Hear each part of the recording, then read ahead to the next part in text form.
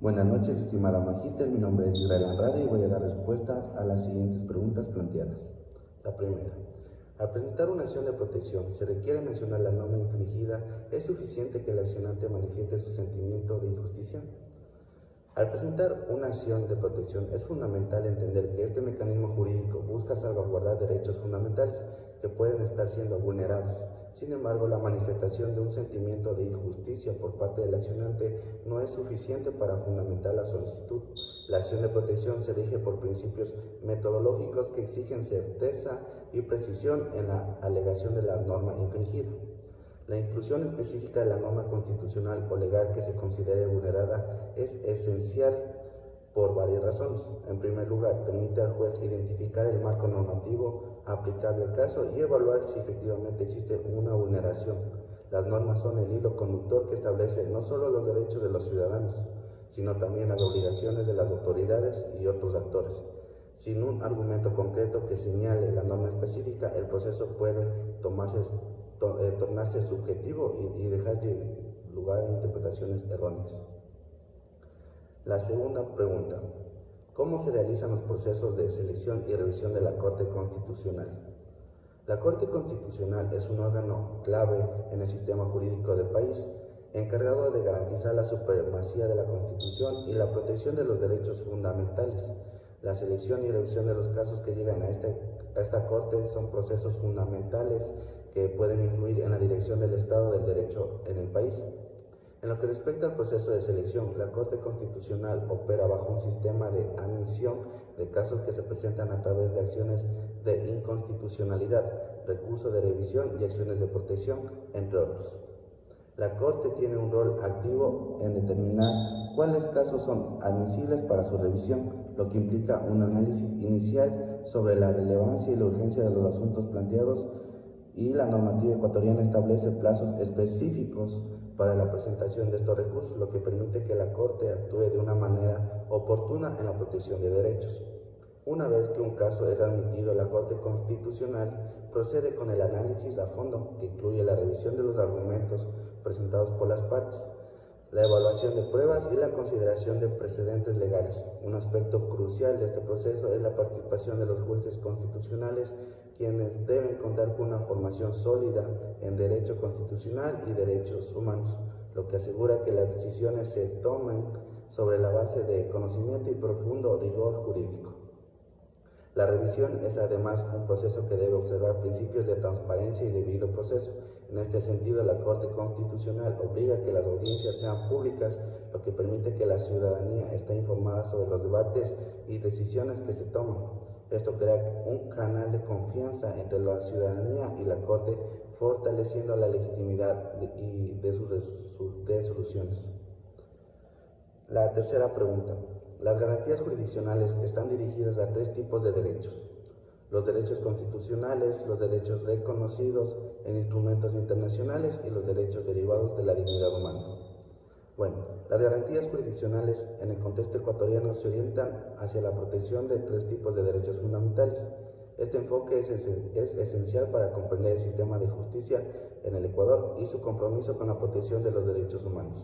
En primer lugar, los derechos constitucionales son aquellos que están establecidos en la Constitución de la República del Ecuador. La Constitución del 2008 es un documento progresista que no solo reconoce los derechos fundamentales tradicionales, como la libertad de expresión, el derecho a la educación y el derecho a un juicio justo, sino que también incorpora derechos de nueva generación, tales como los derechos de la naturaleza. Estas garantías jurisdiccionales permiten que los ciudadanos puedan demandar ante los tribunales la protección de sus derechos cuando estos son vulnerados, lo que otorga a la justicia una función activa en la salvaguarda de la dignidad humana de todos sus aspectos. En segundo lugar, los derechos reconocidos en instrumentos internacionales representan una esfera adicional de protección para los ciudadanos ecuatorianos.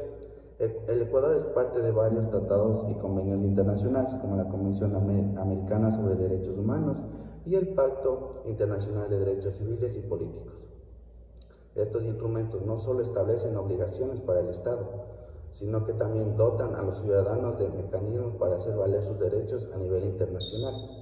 Si no obtienen justicia a nivel nacional, las garantías jurisdiccionales en este contexto son cruciales, pues permiten a los ciudadanos invocar estos instrumentos ante los tribunales locales, fortaleciendo así el vínculo entre el derecho interno y el derecho internacional.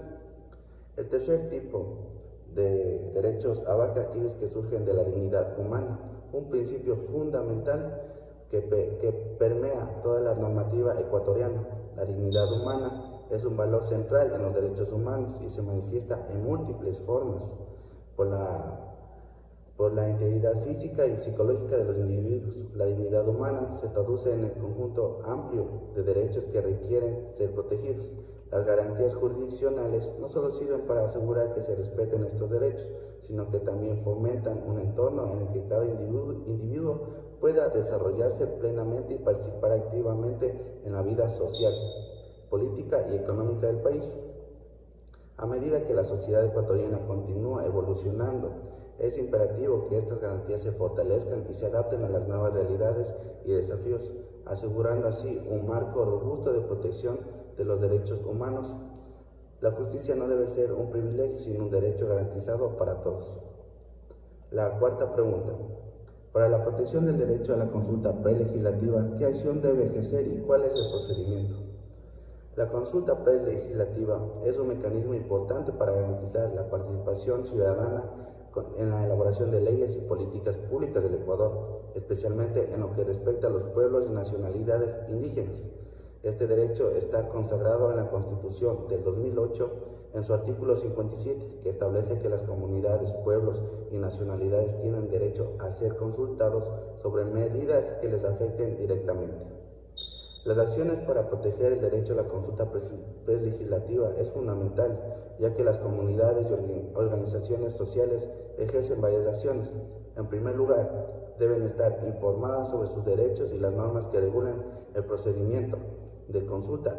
Esto implica que las organizaciones deben llevar a cabo campañas de sensibilización y capacitación que informen a sus miembros sobre el alcance del derecho a la consulta, así como sobre los procesos legislativos en curso que pueden afectarlos. En segundo lugar, es crucial que se formalice y registre ante las instancias pertinentes cualquier reclamo o solicitud de consulta. Esto puede incluir la presentación de escritos a la Asamblea Nacional, así como a otras instancias gubernamentales. La plataforma para la presentación de estas solicitudes puede variar, pero lo importante es dejar constancia documental de la solicitud y el fundamento de la misma.